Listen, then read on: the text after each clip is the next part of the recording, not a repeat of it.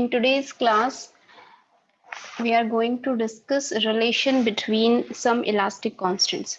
आपकी 2 और 3 basic relations हैं, उसमें से एक रिलेशन हम आज की क्लास में करेंगे। आपने जो भी इलास्टिक कांस्टेंट्स रीड किए हैं, उन्हीं इलास्टिक कांस्टेंट्स में से आपके कोई भी 3 इलास्टिक कांस्टेंट्स के बीच में हमने रिलेशन रीड करनी है, जो कि आपकी बेसिक रिलेशन होती है। तो उसमें हम एक तो यंग्स मॉडुलस यूज करने वाले हैं, एक बल्क मॉडुलस और एक पॉइजन्स रेशो। 4 बेसिक कांस्टेंट्स हमने आपके रीड किए हैं। तो उन 4 बेसिक कांस्टेंट्स में से ही हमने 3 आपके आज की क्लास में रीड करनी है और उनके बीच में हमने रिलेशन रीड करनी है। 4 इलास्टिक कांस्टेंट्स जो कि आपके Young's modulus, bulk modulus, shear modulus या फिर मॉडुलस ऑफ रिजिडिटी भी बोलते हैं इसे, और पॉइजन्स रेशो। ये 4 आपने बेसिक इलास्टिक कांस्टेंट्स पढ़े हैं किसी भी ऑब्जेक्ट के लिए, और इनको हम कैसे कनेक्ट कर सकते हैं एक दूसरे से, वही चीज आपकी रिलेशनशिप कहलाती है between elastic constants. Relations normally आपकी किस चीज में हेल्प करेंगी? अगर आपको मान लीजिए कि नहीं 2 इलास्टिक कांस्टेंट्स की वैल्यू पता है आउट ऑफ दीज 4, तो उनकी हेल्प से आप बाकी के इलास्टिक कांस्टेंट्स की वैल्यू कैलकुलेट कर सकते हो बाय यूजिंग दीज रिलेशंस। तो इन रिलेशंस की हेल्प से हम अननोन इलास्टिक कांस्टेंट की वैल्यू आसानी से कैलकुलेट कर सकते हैं, अगर हमारे पास कोई भी इलास्टिक कांस्टेंट, 2 इलास्टिक कांस्टेंट अगर दिए हुए हों। हमारी जो फर्स्ट रिलेशन है ये किसके बीच में है? आपकी यंग्स मॉडुलस, बल्क मॉडुलस और पॉइजन्स रेशो के बीच में है। इनकी जो भी डेफिनेशन है वो आपको पता होनी चाहिए। यंग्स मॉडुलस इंक्रीमेंट लेंथ में इंक्रीमेंट के विद रिस्पेक्ट टू आपने रीड किया था, या फिर आप ये कह सकते हो कि लॉन्गिट्यूडनल स्ट्रेन के विद रिस्पेक्ट टू आपने रीड किया था। वॉल्यूमेट्रिक स्ट्रेन के विद रिस्पेक्ट टू हमने बल्क मॉडुलस रीड किया था। और इसके बाद में पॉइजन्स रेशियो आपका अलोंग द लेंथ और परपेंडिकुलर डायरेक्शन में जो भी चेंज होता है, जो स्ट्रेन प्रोड्यूस होती है, उनके रेशियो की फॉर्म में आपने पॉइजन्स रेशियो रीड किया था। ठीक है, तो इसको निकालने के लिए इनके बीच की रिलेशन हमने क्या ली है? एक क्यूब हमने कंसीडर की है, और वो क्यूब कैसी है? एक यूनिट क्यूब हम लेके चल रहे हैं। यूनिट क्यूब का मतलब आपको पता है, यूनिट क्यूब का मीनिंग है कि इसकी जो साइड्स हैं, उन साइड्स की लेंथ किसके बराबर है? यूनिटी के बराबर है। आप मीटर्स में ले रहे हैं या सेंटीमीटर में ले रहे हैं या किसी भी डायमेंशन में ले रहे हैं, उनकी वैल्यू किसके बराबर है? आपकी 1 के बराबर है, यूनिटी। तो यूनिटी लेंथ की एक क्यूब हमने ली है। इसका जो भी वॉल्यूम होगा वो भी किसके बराबर आएगा? आपका यूनिटी के बराबर आएगा, 1 के बराबर ही आएगा, बिकॉज लेंथ का क्यूब ही क्या होता है? वॉल्यूम होता है क्यूब का। तो एक यूनिट क्यूब हम लेके चल रहे हैं आपका। इसका जो भी नाम है वो हमारा है ABCDKLMN। जो भी आपके इसमें आपने एजेस के नाम लिखे हैं उसकी बेसिस पे आपने बताया कि ये हमारी एक यूनिट क्यूब है विद टेंसाइल फोर्स, या फिर सिंपली आप इसे कह सकते हो टेंशन, या आप इसके लिए स्ट्रेस वर्ड भी यूज कर सकते हो। हमने स्ट्रेस इसके ऊपर नॉर्मली स्ट्रेस अप्लाई कर रखी है, और आपके जो भी आप क्यूब लोगे उसके 6 फेसेस होते हैं। उन 6 फेसेस को अगर आप रीड करना चाहो तो आप उनको 3 पेयर्स में डिवाइड करोगे। 2 आपके एक्स एक्सिस के पैरेलल होंगे, 2 वाई एक्सिस के पैरेलल होंगे, और 2 फेसेस जेड एक्सिस के पैरेलल होंगे।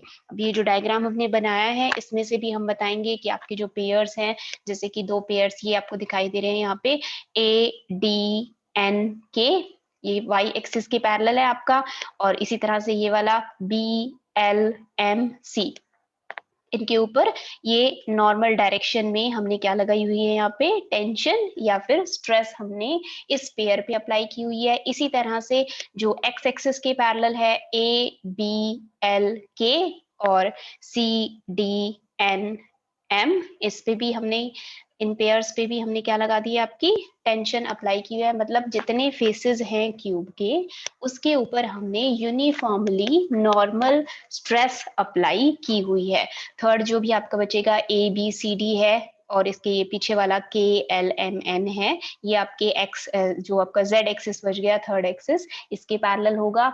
और ये आपने पैरेलल उसके बना के ये दिखा दिया आपने, उसके ऊपर क्या लगाया? आपने फोर्स वहां पे अप्लाई किया हुआ है। तो हमने यहाँ पे ये टेंशन इसके ऊपर आउटवर्ड डायरेक्शन में अप्लाई की है। आउटवर्ड डायरेक्शन में हम टेंशन अप्लाई कर रहे हैं, इसका मतलब क्या है कि भाई इसकी जो भी लेंथ्स होंगी हर तरफ हमने अप्लाई किया है, तो आउटर डायरेक्शन में हम एक्सटेंशन इसमें किसी तरीके की ऑब्जर्व करेंगे। आप हमने जब वॉल्यूमेट्रिक स्ट्रेन की थी तब हमने कहा था कि हम कैसे फोर्स अप्लाई कर रहे हैं, इसी तरीके का क्यूब हमने लिया था और हमने इनवर्ड डायरेक्शन में उसके ऊपर फोर्स अप्लाई किया था। तो जब इनवर्ड डायरेक्शन में फोर्स अप्लाई कर रहे थे तो हम वहां पे कॉन्ट्रैक्शन देख रहे थे, लेकिन यहाँ जब हम आउटवर्ड डायरेक्शन में टेंशन अप्लाई कर रहे हैं तो यहाँ पे क्या देखोगे आप, एक्सटेंशन आप देखोगे वॉल्यूम में। ठीक है, तो वो भी जो भी वॉल्यूम में एक्सटेंशन प्रोड्यूस होगा उसकी हेल्प से आप किसकी वैल्यू निकालोगे, बल्क मॉडुलस की वैल्यू निकालोगे, क्योंकि बल्क मॉडुलस क्या होता है, normal stress divided bye volumetric strain. तो हमें वॉल्यूमेट्रिक स्ट्रेन की वैल्यू यहाँ पे कैलकुलेट करनी है इस यूनिट लेंथ के क्यूब के लिए। ठीक है, उसके लिए हम क्या कर रहे हैं, हम दो आपके पैरामीटर्स यहाँ पे लेके चल रहे हैं और उन पैरामीटर्स को हम डिफाइन कर रहे हैं। तो हमने क्या दो पैरामीटर्स यहाँ पे डिफाइन किए हैं, एक हमने लिया है आपका अल्फा और दूसरा लिया है हमने बीटा। अल्फा किसे रिप्रेजेंट कर रहा है, let alpha be the extension पर unit length per unit tension. जो भी आपने टेंशन अप्लाई की है उस टेंशन के with respect to along the direction of force, जिस भी डायरेक्शन में आपने फोर्स लगाया है उस डायरेक्शन में जो भी एक्सटेंशन प्रोड्यूस हो रही है उस एक्सटेंशन का आपने रेट लिख लिया है अल्फा। ठीक है, रेट मैं क्यों कह रही हूँ, बिकॉज इट इज एक्सटेंशन पर unit length per unit tension या पर यूनिट स्ट्रेस भी आप इसको कह सकते हो, सेम है स्ट्रेस और टेंशन। तो एक्सटेंशन पर unit length per unit tension per unit force के विद रिस्पेक्ट टू लेंथ में जो चेंज आपका प्रोड्यूस होता है उस चेंज को आप क्या कह रहे हो, अल्फा कह रहे हो। और ये बात ध्यान रखनी है किसके अलोंग है, ये along the direction of force. ठीक, क्योंकि हमने पढ़ा है कि जब भी हम फोर्स लगाते हैं तो along the direction of force भी चेंज प्रोड्यूस होता है और उसके परपेंडिकुलर डायरेक्शन में भी चेंज प्रोड्यूस होता है। तो along the direction outward direction में लगा रहे हैं तो एक्सटेंशन प्रोड्यूस होगी, इसी वजह से हमने अल्फा को क्या कहा, एक्सटेंशन प्रोड्यूस्ड पर unit length per unit tension. और दूसरा हमारा जो पैरामीटर है बीटा, जो कि हम किसके अलोंग ले रहे हैं, डायरेक्शन ऑफ फोर्स के परपेंडिकुलर डायरेक्शन में हम ले रहे हैं। तो परपेंडिकुलर डायरेक्शन में क्या प्रोड्यूस होगी, इसके अपोजिट चेंज प्रोड्यूस होगा और वो क्या है, कॉन्ट्रैक्शन है। तो बीटा को हम मान लेते हैं कि बीटा बी द कॉन्ट्रैक्शन पर unit length per unit tension. ठीक है, ये दो आपके इंपॉर्टेंट आपने पैरामीटर्स लिए हैं। किसके लिए हमने ये कैलकुलेट या क्यों लिए हैं, ये आपके ये जो भी आपने रिलेशन निकालनी है ना उसके लिए हमने यूज किए हैं। आपका जो पॉइजन्स रेशियो होता है वो इन्हीं का आपका क्या आता है, इन्हीं का रेशियो होता है, बीटा डिवाइडेड बाई अल्फा। आपने पढ़ा था lateral strain divided by longitudinal strain. तो ये वही चीज आपने लिखी है यहाँ पे, लॉन्गिट्यूडनल स्ट्रेन है ये अल्फा और ये क्या है, लेटरल स्ट्रेन है। लॉन्गिट्यूडनल डायरेक्शन में अगर एक्सटेंशन प्रोड्यूस हो रही है तो लेटरल में क्या प्रोड्यूस होती है, कॉन्ट्रैक्शन प्रोड्यूस होती है। तो उसी को ही आपका पर यूनिट लेंथ और पर यूनिट टेंशन यहाँ पे लिखा हुआ है। ठीक है भाई, अब इसके बाद में हम क्या मान रहे हैं, जो भी आपके फोर्सेस हैं, अब ये फोर्सेस की डायरेक्शन आपको दिखाई दे रही है, फोर्स पर यूनिट एरिया है आपका, तो वो फोर्स पर यूनिट एरिया आपका टेंशन है यहाँ पे। तो जो भी आपको ये टेंशन की डायरेक्शन या फिर फोर्सेस की डायरेक्शन आपको दिखाई दे रही है, इसमें से कोई भी एक पेयर हम कंसीडर कर लेते हैं।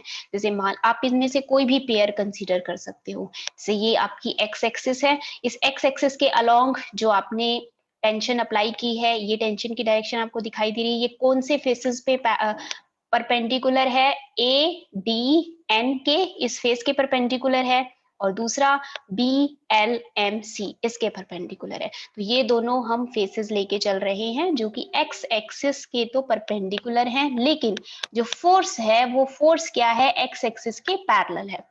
ठीक है, तो एक्स एक्सिस के पैरेलल है, इसका मतलब क्या है कि फोर्स की डायरेक्शन कौन सी है, एक्स एक्सिस के अलोंग है। तो इन दोनों पेयर्स की वजह से एक्स एक्सिस की डायरेक्शन में तो क्या प्रोड्यूस होगी, एक्सटेंशन प्रोड्यूस होगी और इसके दो बाकी के परपेंडिकुलर आपके एक्सिस बच गए, वाई एक्सिस और जेड एक्सिस, उनके अलोंग इस फोर्स की वजह से क्या प्रोड्यूस होगी, कॉन्ट्रैक्शन प्रोड्यूस होगी। ठीक है, आपने 6 में से किन्हीं 2 फेसेस को आपने डिस्कस किया है। इन दोनों फेसेस को जब ये आउटवर्ड डायरेक्शन में इसको एक्सटेंड करेगा तो ये जो बीच की लेंथ है आपकी क्यूब की लेंथ ए बी या फिर सी डी लेंथ है, इसमें आप किसी तरीके का स्मॉल इंक्रीमेंट ऑब्जर्व करोगे। ठीक है, और इसके अलावा जो z एक्सिस में और y एक्सिस में होगा वो क्या होगा, आपका कॉन्ट्रैक्शन होगा। तो हमने साइमल्टेनियसली एक्सटेंशन भी इसके अंदर इंक्लूड करनी है और कॉन्ट्रैक्शन भी इंक्लूड करनी है। तो पहले ए बी की वैल्यू क्या थी, लेंथ क्या थी आपके क्यूब की, 1 थी, और अब आप जो भी आपका एक्सटेंशन और कॉन्ट्रैक्शन प्रोड्यूस हो रहा है फोर्स की वजह से, उसको उसके अंदर आप इंक्लूड कर दोगे कि भाई क्या चेंजेस आपने ऑब्जर्व किए इस आउटवर्ड डायरेक्शन में जो टेंशन लगा रखी है उसकी वजह से। और वो टेंशन, वो क्या होंगे आपके चेंजेस, एक्सटेंशन होगी आपकी अलोंग द फोर्स, जो भी फोर्स की डायरेक्शन है उसके अलोंग आप एक्सटेंशन ऑब्जर्व करोगे, और बाकी के जो भी 2 डायरेक्शंस हैं उसके अलोंग आप कॉन्ट्रैक्शन ऑब्जर्व करोगे। तो अब आपने, और बिल्कुल इसी तरीके का ही केस आप ऑब्जर्व करोगे टेंसाइल फोर्सेस की विद रिस्पेक्ट टू, अगर आप वाई एक्सिस के पैरेलल जो है, ये आपकी टेंशन की वैल्यू है वाई एक्सिस के पैरेलल, अगर इन दोनों फेसेस को ऊपर और नीचे वाले को आप कंसीडर करोगे तो वाई एक्सिस की डायरेक्शन में तो यहाँ पे एक्सटेंशन प्रोड्यूस होगी, और जेड और एक्स की डायरेक्शन में कॉन्ट्रैक्शन प्रोड्यूस होगी। इसके अलावा जो आपका जेड के पैरेलल है, आपका जेड के पैरेलल जो आपके 2 फेसेस हैं उनको अगर आप लेके चलोगे तो जेड एक्सिस के डायरेक्शन में एक्सटेंशन और वाई और एक्स एक्सिस की डायरेक्शन में आप कॉन्ट्रैक्शन ऑब्जर्व करोगे। ठीक है, तो along the direction of force extension और उसके परपेंडिकुलर डायरेक्शंस में हम कॉन्ट्रैक्शन ऑब्जर्व करेंगे इन टेंसाइल फोर्सेस की वजह से। ठीक है, तो अब हमने लिखना है कि जो हमारी क्यूब है, फोर्स अप्लाई करने के बाद length of each side of cube becomes, जो भी मैंने आपको अभी चेंजेस बताए कि फोर्स की डायरेक्शन में इंक्रीमेंट और बाकी के डायरेक्शन में क्या देखोगे आप, कॉन्ट्रैक्शन वहां पे ऑब्जर्व करोगे। तो ये हमने ओरिजिनल आपकी लेंथ लिख ली 1, इसमें प्लस हमने किया किसके लिए, जो एक्सटेंशन प्रोड्यूस होती है उसके लिए हम प्लस करेंगे, और जो कॉन्ट्रैक्शन प्रोड्यूस होगी उसके लिए हम क्या लगा देंगे, वहां पे माइनस अप्लाई कर देंगे, क्योंकि ये दोनों एक दूसरे के अपोजिट है, दोनों की सेंस अपोजिट है, एक में इंक्रीमेंट हो रहा है दूसरे में डिक्रीमेंट हो रहा है। अब आपने यहाँ पे क्या लिखना है, एक्सटेंशन कितनी उसके अंदर प्रोड्यूस हुई और कॉन्ट्रैक्शन कितनी उसके अंदर प्रोड्यूस हुई। तो अभी जो हमने पेयर लिया था आपका एक्स एक्सिस से पैरेलल, तो एक्स एक्सिस की डायरेक्शन में वहां पे क्या प्रोड्यूस हो रहा है, आपका एक्सटेंशन प्रोड्यूस हो रही है। वो एक्सटेंशन आप किसकी हेल्प से लिख सकते हो, एक तो आपके पास ओरिजिनल लेंथ होनी चाहिए 1, और उसमें कितना चेंज आया वो लिखने के लिए जो आपने रेट लिया था अल्फा, एक्सटेंशन पर unit length per unit stress, तो हमने उसको लिख लिया आपका अल्फा, और जो भी आपने बाहर से टेंशन अप्लाई की है उस टेंशन से उसको क्या कर दोगे, मल्टीप्लाई कर दोगे। तो आपने यहाँ पे जो भी टोटल एक्सटेंशन प्रोड्यूस हुई होगी एक्स एक्सिस के डायरेक्शन में उसकी वैल्यू लिख ली, that is T into alpha. 1 into T into alpha है ये, तो 1 आपका लेंथ है, जो भी ओरिजिनल लेंथ थी, तो 1 को यहाँ पे नहीं लिखा गया है, t इंटू अल्फा लिखा है। इसी तरह से साइमल्टेनियसली आपने कहा y और z में क्या प्रोड्यूस होगी, कॉन्ट्रैक्शन प्रोड्यूस होगी, तो वो y और z की वजह से जो भी कॉन्ट्रैक्शन है उसको आप 2 टाइम्स लिखोगे, t इंटू बीटा, और फिर से लिखोगे minus t into beta, that is 1 into T into beta. Contraction की अगर कोई भी वैल्यू है तो वो आपने वहां पे लिख दी, जो भी पॉसिबल हो सकता है वो सारी चीजें आपने यहाँ पे लिख ली, बेशक इसकी वैल्यू 0 के बराबर हो, नेग्लिजिबल हो, लेकिन यहाँ पे आपको इसे लिखना पड़ेगा। ठीक है, तो आई थिंक ये आपको समझ में आ गया कि व्हाट इज दिस, टोटल जो भी चेंज प्रोड्यूस हुआ है लेंथ में वो आपने यहाँ पे लिखा है, जिसमें अलोंग द फोर्स एक्सटेंशन है और उसके परपेंडिकुलर डायरेक्शन में क्या है, आपकी कॉन्ट्रैक्शन है। ठीक है भाई, अब आपने लेंथ लिख ली है, चेंज्ड लेंथ, इसके विद रिस्पेक्ट टू आप न्यू वॉल्यूम की वैल्यू भी लिख सकते हो, तो क्यूब का जो भी न्यू वॉल्यूम होगा that will be equal to length का क्यूब के बराबर होता है। तो जो भी आपके पास न्यू लेंथ है इसका क्या कर दोगे आप, क्यूब कर दोगे, 3 टाइम्स कर दोगे इसे। इसे हम कैसे सॉल्व करेंगे, बाइनोमियली। अब इसको हम सॉल्व कर लेंगे। बाइनोमियल एक्सपेंशन जब हम इसका करेंगे तो हम देखेंगे कि ये जो वैल्यू है एक्सटेंशन और कॉन्ट्रैक्शन जो है ये बहुत ही स्मॉल होता है। हम शुरुआत से कहते आए हैं कि बहुत स्लाइट आपका एक्सटेंशन या फिर कॉन्ट्रैक्शन होता है ये अल्फा और बीटा की वैल्यू। तो अल्फा माइनस 2 बीटा जो है ये क्या हो जाएगी, एक बहुत ही स्मॉल क्वांटिटी हो जाएगी। और उस स्मॉल क्वांटिटी की सिर्फ जो फर्स्ट पावर की जो टर्म है हम उसे रिटेन करेंगे और बाकी की हायर ऑर्डर की जो टर्म्स होंगी या हायर पावर की जो टर्म्स होगी उनको नेग्लेक्ट कर देंगे। तो यहाँ पे 1 का क्यूब प्लस b का क्यूब आता है, b की जगह पे ये है आपका t अल्फा माइनस 2 बीटा, उस टर्म को हम यहाँ पे क्या कर देंगे, नेग्लेक्ट कर देंगे। और जो थर्ड होता है उसमें यहाँ पे 3ab इंटू ए, वो जो भी वैल्यू होती है आपकी वो वैल्यू यहाँ पे आपकी लिखी रह जाएगी, सिर्फ 1 plus 3t alpha minus 2 beta. इसके अलावा अगर स्क्वायर की टर्म है उसको भी आप नेग्लेक्ट कर दोगे, क्यूब की टर्म है उसे भी नेग्लेक्ट कर दोगे, सिर्फ ये 2 टर्म्स ही आपने वहां पे रिटेन करनी है। तो ये आपके पास क्या आ गया, न्यू वॉल्यूम आ गया। ओरिजिनल वॉल्यूम यूनिटी के बराबर था और अब जब आपने उसके ऊपर ये टेंशन अप्लाई कर दी नॉर्मली उसके हर फेस पे, तो ये उसके अंदर चेंज आपने वहां पे ऑब्जर्व किया। तो पहले जब हम डेफिनेशन कर रहे थे तब हम सिर्फ ये देख रहे थे कि इसके अंदर इंक्रीमेंट हुआ या डिक्रीमेंट हुआ, लेकिन उसके बाद हमने एक नया टॉपिक रीड किया कि भाई अगर इंक्रीमेंट होता है तो साइमल्टेनियसली डिक्रीमेंट भी होता है। तो इस टॉपिक में हमने वो दोनों ही चीजें इंक्लूड कर दी हैं, जो भी इंक्रीमेंट हुआ और जो भी डिक्रीमेंट हुआ, साइमल्टेनियसली दोनों चीजें ऐड कर दी।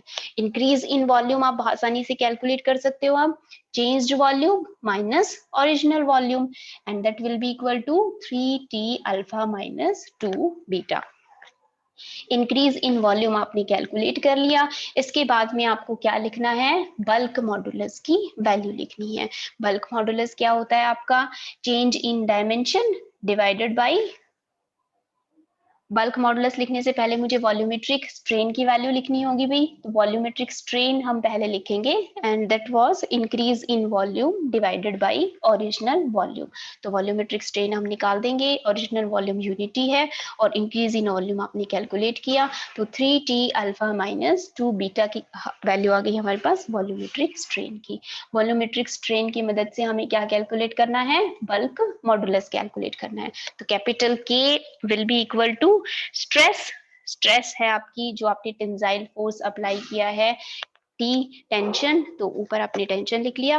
फोर्स की बात करते हैं ना, फोर्स पर यूनिट एरिया, तो आप एफ लिखते फोर्स को और पर यूनिट एरिया लिखते, तो उसको सीधे सीधे यहाँ पे स्ट्रेस टी से रिप्लेस कर रखा है, तो टेंशन से लिख दिया हमने टेंशन को यहाँ पे, और नीचे लिख दिया आपके पास जो भी वैल्यू आई है वॉल्यूमेट्रिक स्ट्रेन की। तो यहाँ से आपके पास एक रिलेशन आएगी, K can be written as 1 divided by alpha minus 2 beta. आप टेंशन को आपस में कैंसिल कर सकते हो यहाँ पे, तो टेंशन को हम आपस में कैंसिल कर देंगे और इसी रिलेशन की हेल्प से ही हम आपकी जो आपकी रिक्वायर्ड रिलेशन है वो निकालने वाले हैं। तो अभी रिक्वायर्ड रिलेशन निकालने से पहले हम यंग्स मॉडुलस की वैल्यू लिखेंगे। तो यंग्स मॉडुलस की वैल्यू आप किसकी हेल्प से लिख सकते हो, जो आपने एक्सटेंशन की वैल्यू के लिए पैरामीटर लिया है।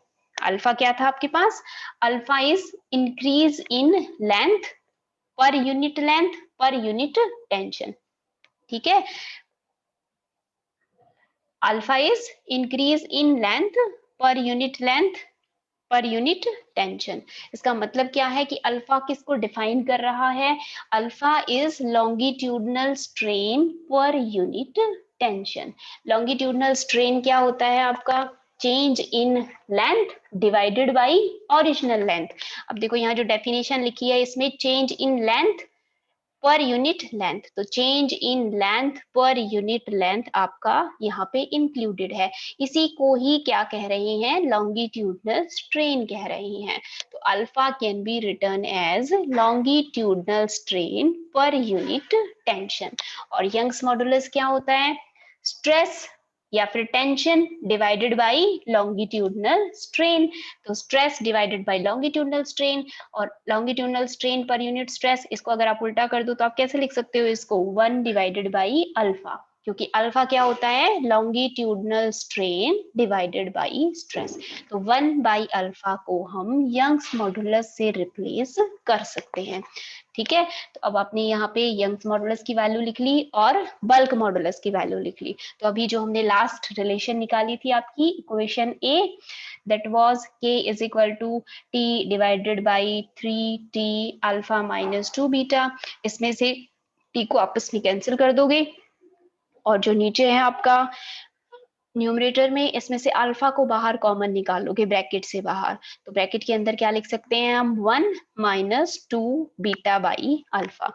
अब इस अल्फा को ऊपर लेके चले जाओगे न्यूमरेटर के पास, तो 1 डिवाइडेड बाय अल्फा लिख सकते हैं इसको हम, 3 1 माइनस 2 बीटा बाई अल्फा। अब इस रिलेशन में 1 बाई अल्फा जो है इसको किससे रिप्लेस कर सकते हैं, यंग्स मॉडुलस से रिप्लेस कर सकते हैं, और नीचे जो बीटा बाई अल्फा लिखा है इसको किससे रिप्लेस कर सकते हो, पॉइजन्स रेशियो से रिप्लेस कर सकते हो। तो this can be written as k will be equal to y capital Y divided by 3 into 1 minus 2 sigma. Sigma is Poisson's ratio. ठीक है, जो कि किसके बराबर होता है, बीटा बाई अल्फा के बराबर होता है। तो इस रिलेशन को रीअरेंज करके हम ऐसा लिख सकते हैं, y can be written as 3k bracket में 1 minus 2 sigma, and this is the required relation between y, k and sigma, Young's modulus, bulk modulus and sigma. इसका डेरिवेशन तो हमें आना ही चाहिए, रिलेशन कैसे डिराइव की, आपको ये जो एंड रिजल्ट है ये भी याद होना चाहिए हमेशा। हम दो निकालेंगे रिलेशन, दो मेन रिलेशन है आपकी, एक तो ये आज की है हमने, एक कल की क्लास में करेंगे, वहां पे यहाँ के की जगह पे क्या होगा, यहाँ पे आपका मॉडुलस ऑफ रिजिडिटी होगा ईटा। तो ये दोनों ही रिलेशन आपको याद होनी चाहिए।